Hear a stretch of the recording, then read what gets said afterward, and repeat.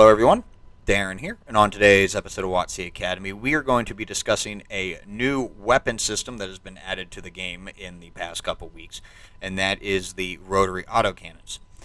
This weapon platform is different from the standard cannons, autoloaders, auto-reloaders, and also, actually, decently different from a regular standard autocannon. Now, what makes a rotary autocannon different from a regular autocannon is the presence of multiple rotating barrels. Having multiple rotating barrels spreads the heat that's created when shooting, allowing for higher rates of fire than what a single-barreled autocannon can achieve. The barrels must spin up to their full rotation speed before shooting, and this brings a new little secondary mechanic to the rotary autocannons, and that is a spin-up delay. The spin-up delay will be 0.5 seconds by default, but it can vary per tank based on balance and tuning, so do keep that in mind for any possible future tanks that have a rotary autocannon that are brought to the game. Now, rotary autocannons also have the chance to cause a small amount of damage on non-penetrating hits, which leads me to refer to yet another secondary or little mechanic that's been added to this weapon type.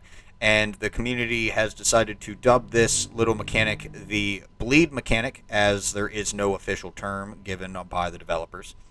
So we'll be taking a look at both the spin-up delay on the rotary autocannons, as well as how this bleed mechanic looks in the real game.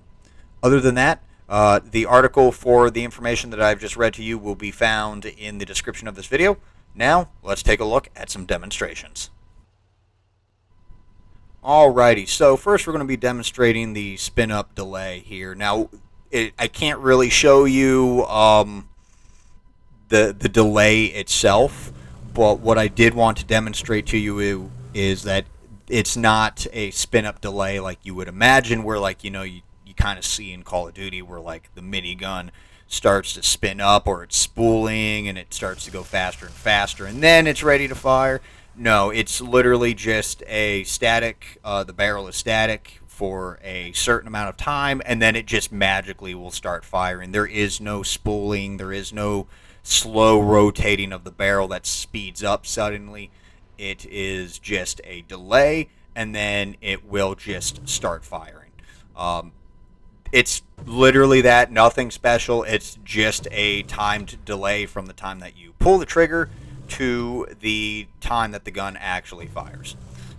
So, other than that, let's go take a look at the bleed mechanic.